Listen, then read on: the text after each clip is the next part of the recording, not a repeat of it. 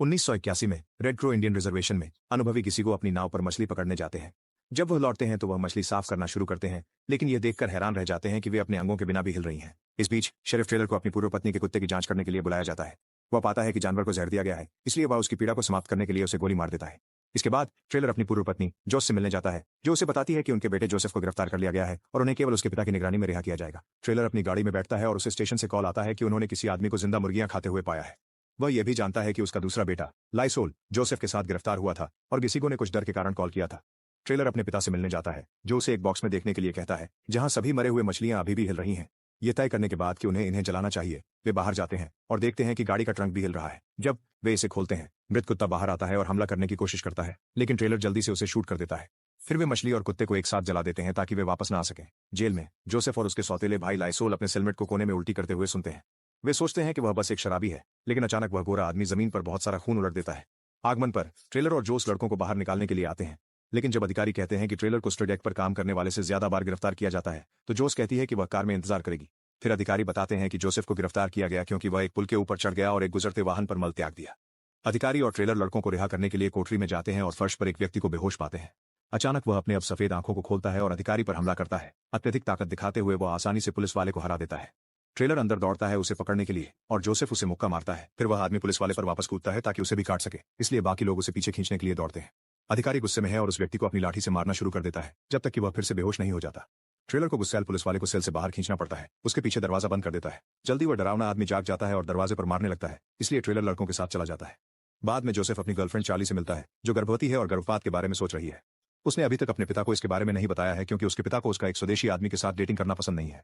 अस्पताल में जोस अपनी नर्सिंग शिफ्ट शुरू कर रही है और देखती है कि टेटनस वैक्सीन खत्म हो गई है, जो अजीब है। एक सहकर्मी बताता है कि आज उनके पास काटने वाले मरीजों की एक असामान्य मात्रा रही है। अचानक जोस एक आवाज सुनती है और गलियारे में जाकर देखती है कि लोग भाग रहे हैं, साथ ही एक मरीज डॉक्टर पर हमला कर रहा है। शाम को ट्रेलर अपने दोस्त शुगर के घर जाता है क्योंकि उसकी पत्नी अजीब तरीके से बर्ताव कर रही है। ट्रेलर जल्दी ऊपर जाता है और यह देखकर दंग रह जाता है कि गोरी औरत अपने बच्चे को खा रही है। जैसे ही वह ट्रेलर को देखती है, वह उस पर हमला करती है और उसके हाथ में काट लेती है। जब भी वह उसे हटाता है, वह फिर से हमला करती है, लेकिन अंततः ट्रेलर को एक मौका मिलता है और वह घर से बाहर भागता है। जल्द ही वह औरत भी बाहर आ जाती है और शुगर पर कूदकर उसे भी तुरंत काट लेती है। वे जमीन पर लुढ़कते रहते हैं जब तक ट्रेलर को आखिरकार उसकी शॉटगन नहीं मिल जाती और वह उसे इस्तेमाल करके उस महिला को मार डालता है। इसके बाद पुरुष पुलिस कार में निकल जाते हैं। जब वे अस्पताल पहुंचते हैं तो उन्हें एक मृत व्यक्ति मिलता है। वह जागने ही वाला है, तभी जोश आता है और उसे गोली मार देता है। जोसेफ एम्बुलेंस के अंदर फंसा हुआ है और पीछे एक मरीज भी उस पर हमला कर रहा है।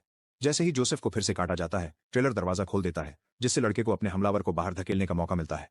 महिला अगली बार ट्रेलर पर हमला करने की कोशिश करती है, लेकिन उसी समय बम्पर आरी लेकर आता है और उसका सिर काट देता है। फिर समूह पुल पर गिसिगो से मिलता है ताकि शवों को जला सके और वह समझाता है कि मृत लोग फिर से जीवित हो रहे हैं। 6 महीने बाद समाज गिर चुका है। यह सामने आया कि सभी हमले ज़ॉम्बियों से थे, जिसका मतलब है कि प्रलय हो गया।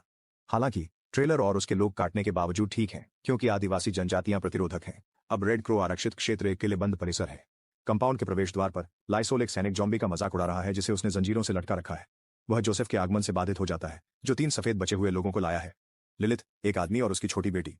लाइसोल लड़की की जांच करता है और पता चलता है कि पिता ने एक काट छुपाई हुई थी, इसलिए वह उसे अपने हथियार से मारता है।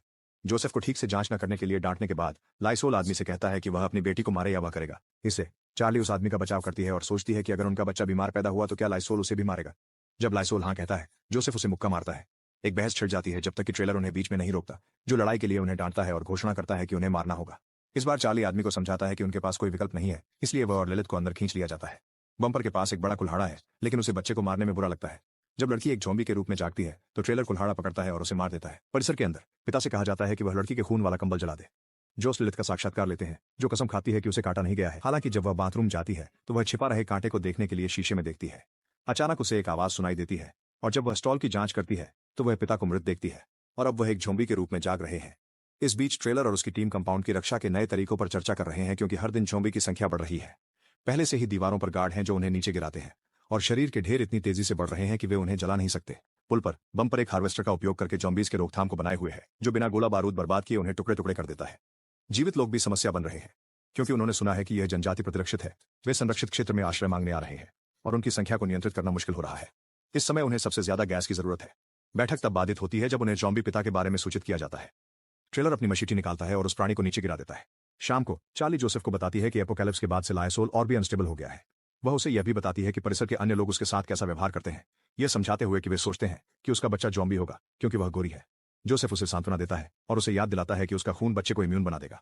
उसी समय ट्रेलर जॉस से मिलने जाता है क्योंकि जॉम्बी पिता ने उसे चोट पहुंचाई है और जॉस घाव का ख्याल रखते हुए उनके आने वाले पोते पर चर्चा करते हैं।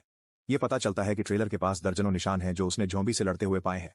बाद में लाइसोल शिकायत करता है कि वे कंपाउंड में कितने गोरों को आने दे रहे हैं।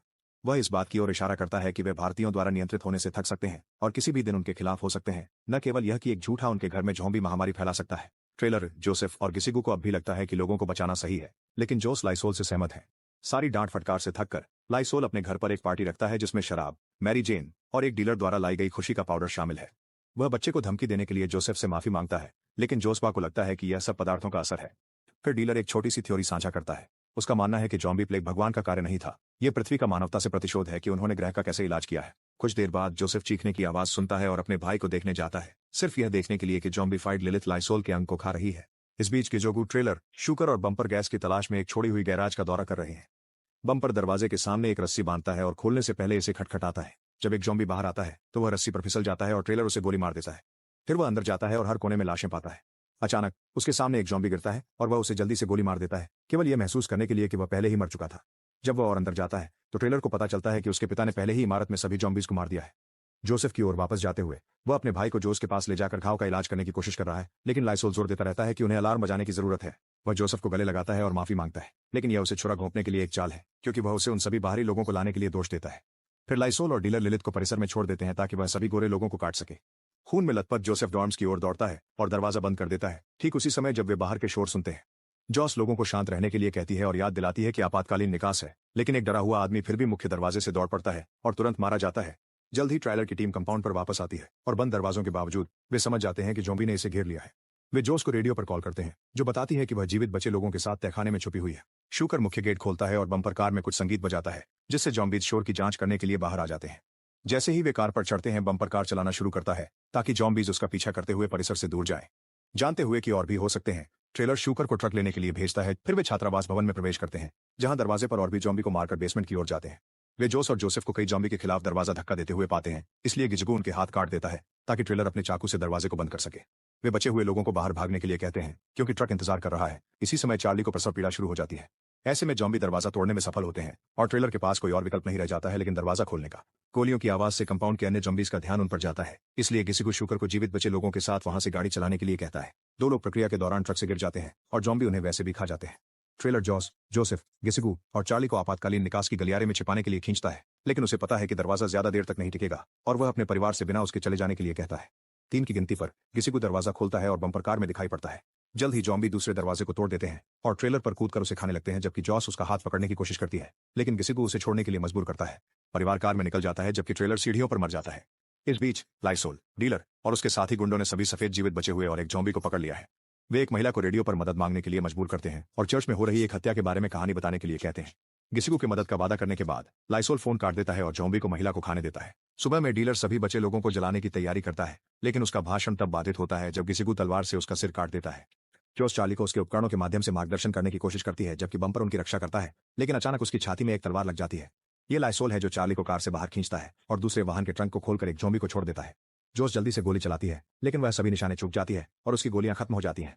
ज़ॉम्बी चार्ली पर कूदता है और उसकी गर्दन में काट लेता है, इससे पहले कि जोसेफ अंततः पहुंचकर प्राणी का सिर धड़ से अलग कर दे। इसके बाद गिसिगू जोसेफ को अपने भाई को खंजर से दंडित करने के लिए कहता है। पीछे से मारे जाने से पहले लाइसोल स्वीकार करता है कि उसने जानबूझकर लिलिथ को अंदर आने दिया था और जोसेफ और चार्ली के रिश्ते से प्रेरणा ली थी। फिर गिसिगू हवा में गोली चलाता है ताकि ज़ॉम्बीज का ध्यान खींचा जा सके, जो अभी भी जिंदा लाइसोल के शरीर पर खाने के लिए दौड़ पड़ते हैं। परिवार पैदल चलता रहता है और किनारे पहुंचता है, लेकिन दुख की बात है कि एकमात्र नाव जल रही है। शुक्र है कि शूकर दूसरी नाव पर आता है, यह बताते हुए कि उसने गोलियों की आवाज सुनी थी।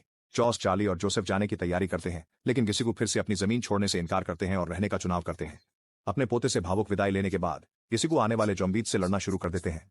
वह उनमें से कई को मारने में सफल होते हैं, लेकिन हमला बड़ा होता है और अंततः वे उसे हरा देते हैं और उसे खा जाते हैं। नाव की सवारी के दौरान चार्ली एक स्वस्थ बच्ची को जन्म देती है। जोसेफ जोर देता है कि उसे बच्ची को पकड़ना चाहिए, लेकिन चार्ली उसे केवल 1 सेकंड के लिए पकड़ती है क्योंकि उसे अपने आने वाले रूपांतरण की चिंता होती है।